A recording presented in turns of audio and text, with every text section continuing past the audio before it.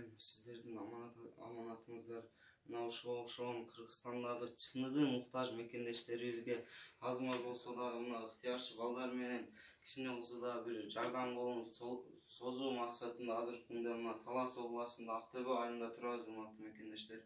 Мына сиздердин бизге аманат кылып берген акчаңыздар, каражатыңыздар продукты жагынан болобу, эмне жагынан болсо ушу өзүнүн даректерине жеткирүүгө аракет кылып жүрөбүз, урматтуу мекендештер.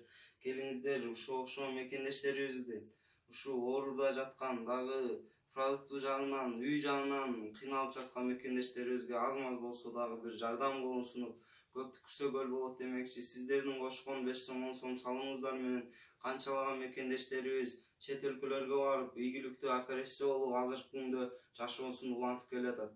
Урматтуу мекендештер, биз ушул ыктыярчы балдар менен ушу жакшылыкка бир кадам коомдук фондун түзүп, азыркы күндө ушу элди кайрымдуулук кылышка, бир мына муктаж мекендештерибиздин ушу кайрымдуу мекендештерибизге жеткирүү максатында могу ыктыярчы балдарыбыз менен жакшылыкка бир кадам коомдук кайрымдуулук фондунун демилгеси менен азыркы күндө канчалаган мекендештерибизди Индия өлкөсүнө жиберип, азыркы күндө канчалаган кайгынын көз жашын, кубанычтын көз жашын айлантканга аз да болсо бир себепчи болуп калсак деген максатта азыр бир гана Алланын ыраазычылыгын табуу максатында ушу 7 областтын муктаждыктарын камсыздап жүрөбүз. Азыркы күндө мына байкебиз бул жак ошо Бишкек областында жаткан психика жагынан ооруп аткан агабыздын бул дагы агасы экен, бул дагы куттум ошо агабыздай болуп азыркы күндө төшөктө жатат экен. Ошо бир үйдө 2 муктаж мекендешибиз бар. Азыр бул жак мамлекет тарабынан айыл өкмөт кайрылбаган жагы калбаптыр. Азыркы күндө ушу биздин кайрымдуулук фондун ушу жакшылыкка бир кадам коомдук кайрымдуулук фондуна кайрылган болчу. Биз ушу ар бир мекендештерибиздин кайрылганын четке какпай, колубуздан келишинче ушу сиздердин бизге кошкон салымыңыздар менен, фонддун демилгеси менен ар дайым ушу чыныгы муктаж мекендештерибизге жардам бергенге ар дайым бир себепчи болуп келатабыз, урматтуу мекендештер. Мына урматтуу мусулман бир туугандар, азыркы күндө бул Кеңешов Алишер байкебиз Бишкек областында азыркы күндө лечение алып атат. Бул жакта бул үйдө азыр көрүп чыктык, агасы жатат. Ол дагы биз Кыргызстандагы чыныгы муктаждыктарды табып, ушу чыныгы муктаждыктарга аз маз болсо да ушу жардам колун сунганга бир себепчи болсок деген максатта сиздердин муктаж мекендештерибиздин үнүн ыктыярчы балдар ушуларга Алла ыраазы болсун. Ушу кайрымдуу мекендештерибизге жеткирип, ушулар ысыкта ысык дебей, суукта сыык дебей, ушу өздөрүнүн ыктыярлары менен ушу колунан келишинче аракеттерин кылып, аз маз болсо дагы бир жакшылык иштерге себепчи болуп келатат, урматтуу мекендештер. Мына урматтуу мекендештер, жакшылыкка бир кадам коомдук кайрымдуулук фонду түптөлгөнүнөн максат ар бир видео отчеттордо айтабыз. Кайрымдуу мекендештерибиз менен муктаж мекендештерибиздин ортосунда татыктуу көпүрө болуу максатында түптөлүп, азыркы күндө колубуздан келишинче элдер аманат кылып берген нерсени өзүнүн даректерине жеткирүүгө аракет кылып жүрөбүз, урматтуу мекендештер. Мына ушу сиздердин жакшылыкка бир кадам коомдук кайрымдуулук фондуна кошкон аманатыңыздар азыркы күндө мына Алишер байкебиздин жубайы турат жанында. Азыркы күндө ол байкебиз негизи Бишкек областында лечение алып атат. Бул жакта агасы жатат. Ошого элдин аманаты 12 000 сом каражаты жыйналган экен. Ушу 12 000 сом каражатын азыркы күндө өзүнүн даректерине тапшырабыз. 12 000 сом ыктыярчы балдардын кайрымдуу мекендештерибиздин аз маз болсо да салым менен жыйналган каражаты. Ошого элдин аманаты эл билиш керек.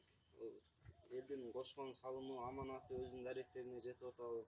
Элге дагы өзүңүз кайрылуу жасап, өзүңүздүн ыраазычылыгыңызды ушу элдерге айтып койсоңуз. Урматтуу эл журтум, рахмат, силердей балдар көбөйө берсин, жаштар. Волонтер болуп иштеген кыздар балдарга чоң рахмат айнаңайыңдар. Ооруган адамдарга кайрылгыла,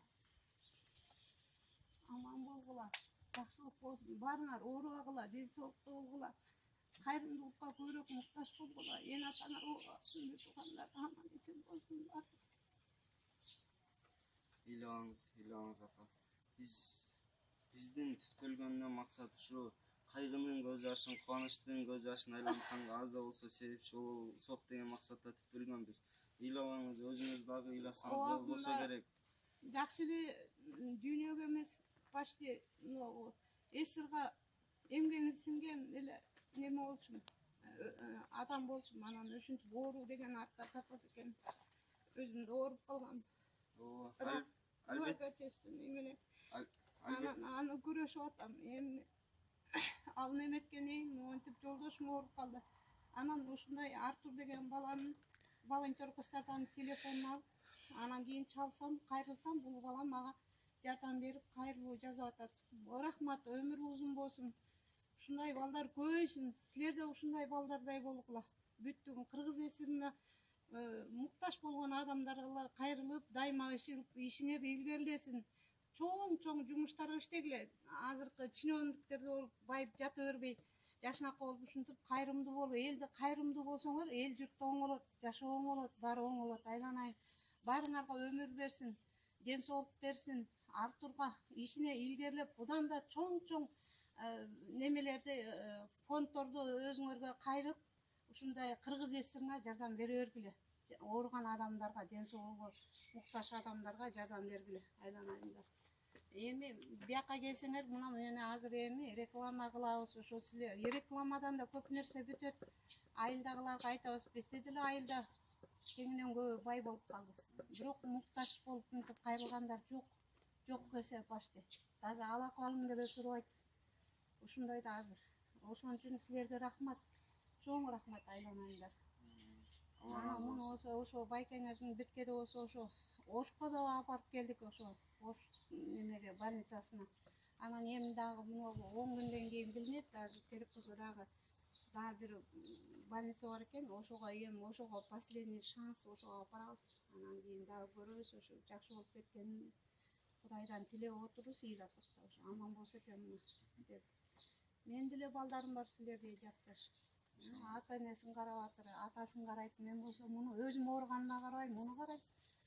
Муну карабасам өлүп калат. Бу да ооруп чалып. Эмне кылайын анан? Кайрымдуулукту жаза эле келатыр. Ошо бул кыз келгенде айткам мен. Ой, биздин үйдө кайрымдуулукка кайрыла турган кишилер бар. Ушундай деп айткам бул кызга. Анан сенин номериңди берген. Рахмат, баарыңарга рахмат, айланайын. Могу балдар да келет, бүттү ушу балдарды көрөм. Үйгө киришет. Эч кандай неме кылышпай, рахмат. Колунан келген жардам берет. Бербегендер эми өздөрү эле берет. Allah razı olsun. Talas'ın eli деле кең пейил, жакшы эле экен. Колунан келишинче, ыктыярчы балдар кайрылуулар жасса, колдорунан келишинче салымдарын кошуп атат. Эми Allah razı olsun. Кайрымдуу мекендештерибизге Allah razı olsun. Ошо кайрымдуу мекендештерибиз бар экен, канчалык муктаж мекендештерибиздин өлүмүн сактап калганга бир себепчи болуп келатышат. Эми кайгырбаңыз, Алла Таалам берген дартына мен ар бир сүйлөшкөнүбүздө айтам. Алла Таалам берген дартына албетте шифасын берет. Сиздер Алладан үмүт үзбөңүздөр, дуа кылыңыздар, иншалла баары жакшы болот. Биз деле жөн карап турбайбыз. Могу сиз биздин кайрылганыбызга канча болду? 1 ай болду, кайрылганыбызга. 1 айдын жүзү болду. 1 айда Бишкек бардык. Бишкектен бошо албай, Таласка апага мен өзүм жолугамда иншалла өзүм келип турам. Ушу сиздердин бизге кошкон жакшылыкка бир кадам кайрымдуулук фондуна кошкон салымыңыздар, элдин аманаты ушу өзүн дарегине жетти десем болот. Урматтуу мекендештер, келиңиздер. Ар бирибиз кайрымдуулук иштерин кылайлы. Бул дүйнө жалган дүйнө. Ар бир топтогон байлык, мал мүлкүбүздү эч убакта акыретибизге алып кете албайбыз. Ошол кайрымдуулук иштерибизде кылган жакшы амалдарыбыздан башка Алланын астында жооп беребиз. Башка эч нерсеге биз акыретибизге эч нерсе алып кете албайбыз, урматтуу мекендештер. Келиңиздер.